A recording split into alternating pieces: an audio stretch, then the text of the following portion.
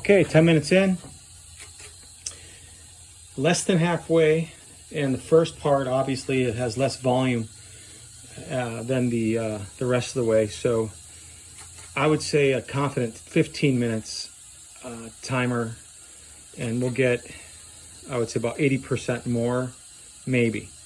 But that's what I'm gonna do, is 15 minutes. So that was it. They got this long board through the window. I had it resting down on the floor here and went over that way. So I picked it up, put it in that corner over there, which allowed me to get past there. I opened the window and look at that. So I'm just gonna feed it through the window, pull the staples off outside where I have a little more room to work, and keep on deconstructing.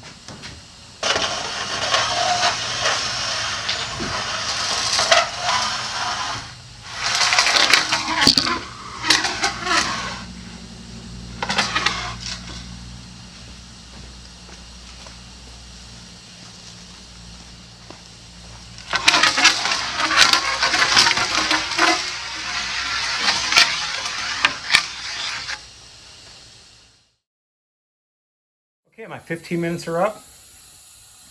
So we're just over halfway total on the hot tub.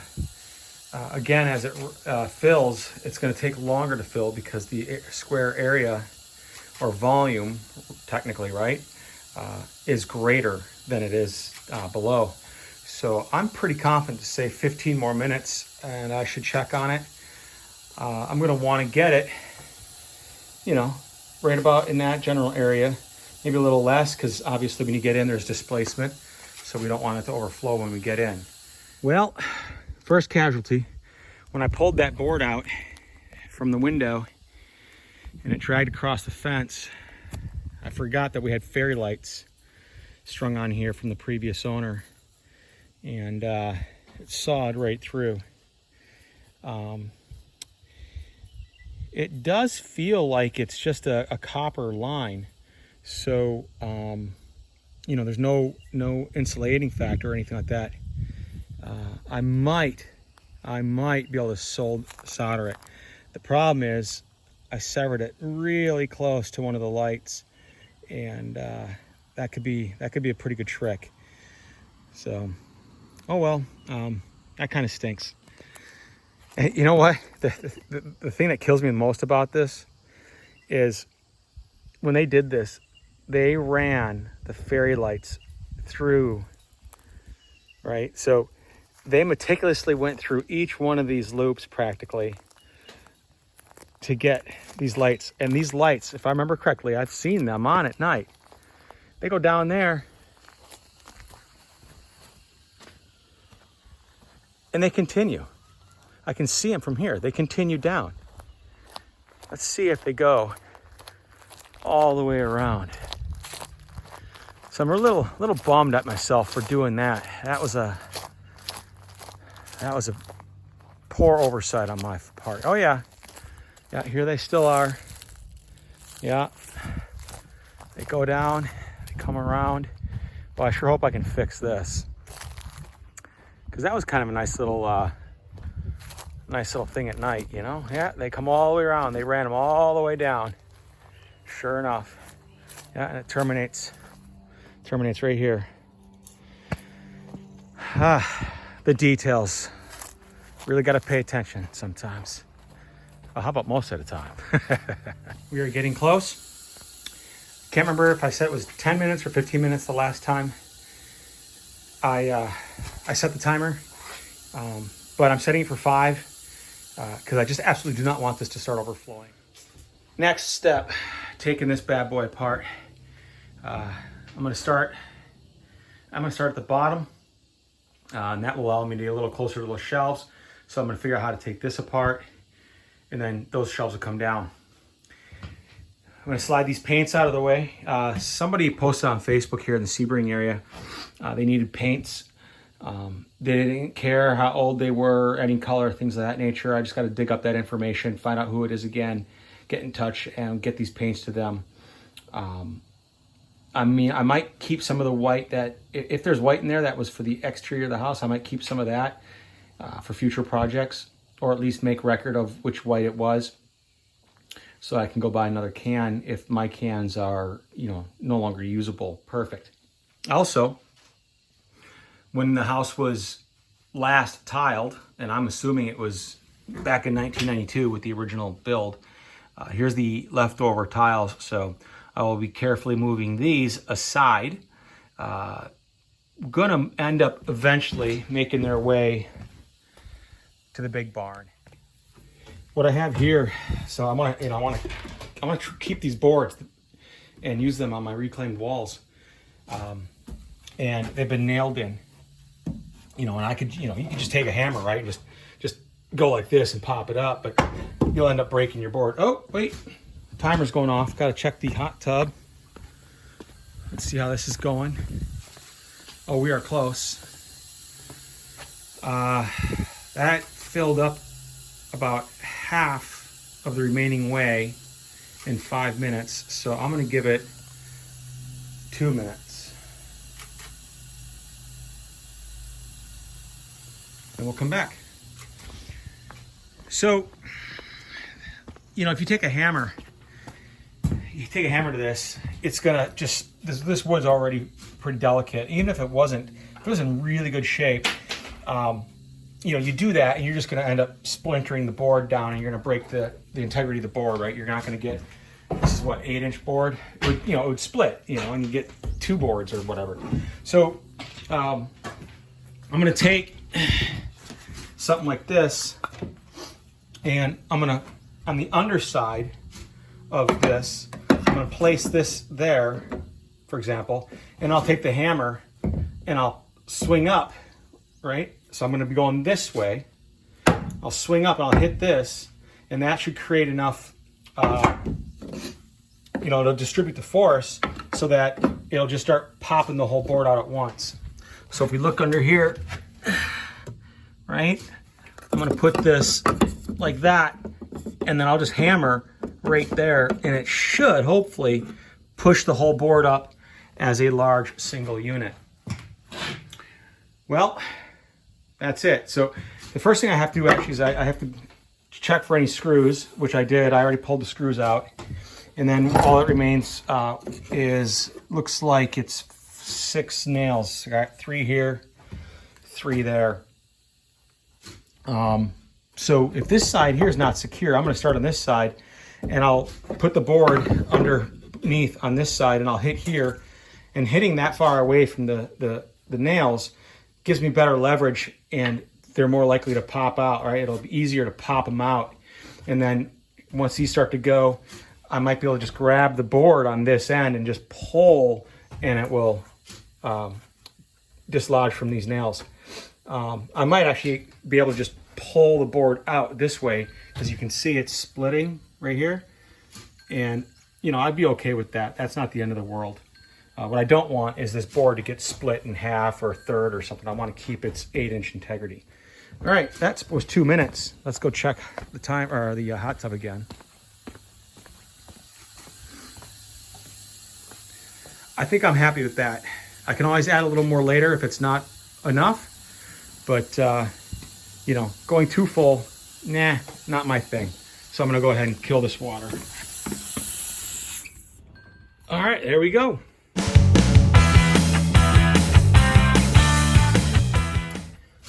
Okay, so I think maybe I can start to leverage this out if I'm just, you know, if I'm careful here. So you just work a little bit at a time. Oh, it feels like there's a lot of nails in this bad boy, more than what the eye is. There's one there. Oh, they got big nails, they got little nails I can't even see. Oop, that's what I don't want to hear.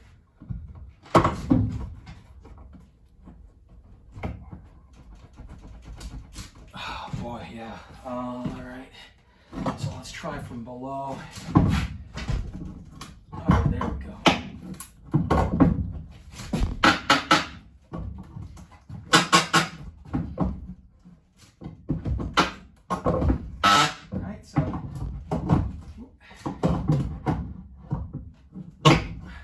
work one side, come to the other side. There we go, look at that. All right, so I cranked over here, I cranked over here, and I just kept cranking, you know, working it side to side. It came out.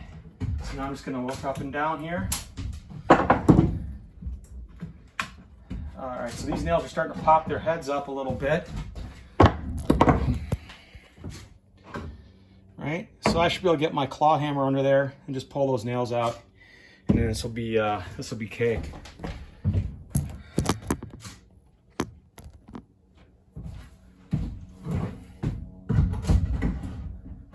Easy. Oh yeah, look at that, cake. There we go. All right, whoops. Careful, TJ. Back these out a little bit.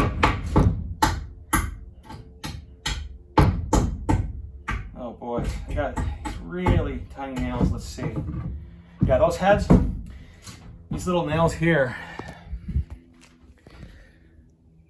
they're so small. Their heads don't even pop out on their side, so I'm just gonna hit them over.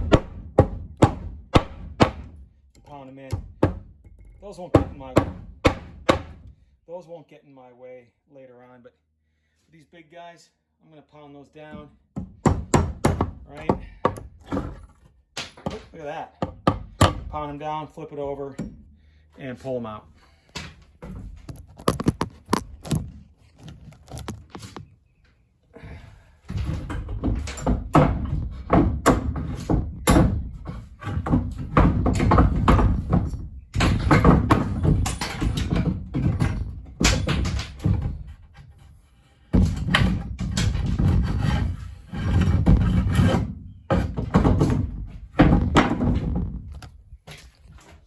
That is a good looking board. That's going to come out real nice later on. I'm real happy with that. So I'm just going to do that for the rest of them. Hopefully they're all that simple. That'd be great. Onward. I'm just going to set that there. Here we go. Just notice this.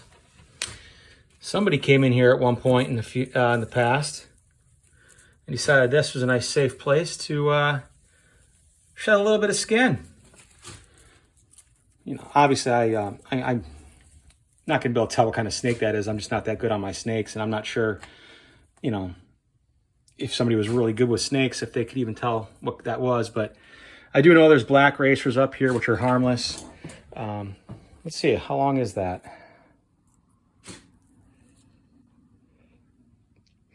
I'm guessing somewhere between 18 to 24 inches, 1.5 to 2 feet. Pretty sweet.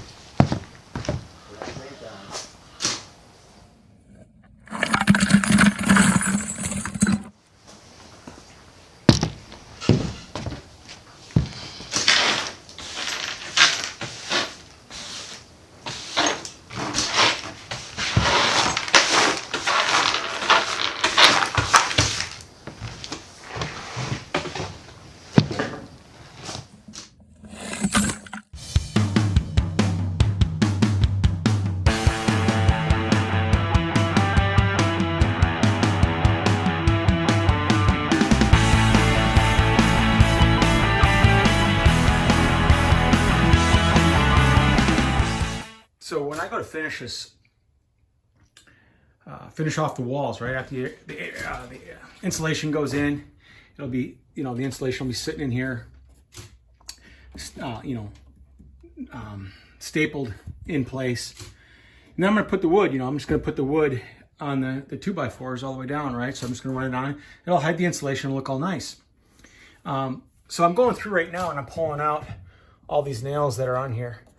And they're not going to be seen, when the job's done, because the wood's going to be over that, right? But they're going to get in the way of when I go to install the insulation And I just, you know, when I'm up there working around and trying to put the insulation in, I don't want my arms to be hitting these nails and getting in my way. So it's just more of kind of a convenience thing and trying to avoid getting hurt.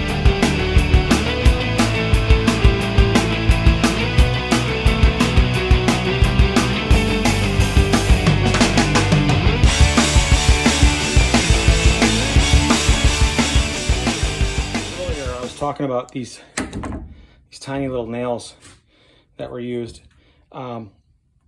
This side is the pointy side, so the head, you know, for that nail is sitting on this side somewhere. Now the head on these nails is not much larger in size than the point itself, and if you don't want to pound them in, you know, like I could just pound these in and they'd be out of my way, because this is the back side of the board. This is the side of the board that's not going to show, so I could just pound those down and call it a day. Or if you don't want to do that, you just take your pliers and you just pull the nail through, and you can see the head is really small. Easy peasy, right? So you can do that too. Just another option.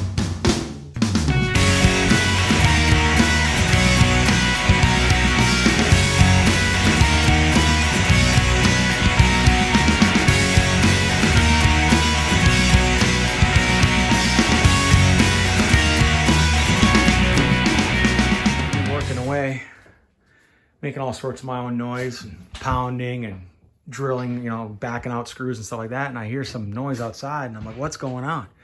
And I look and there's 3 trucks pulling up to the driveway, and I recognize the name. It's Timothy Harris Screen Repair.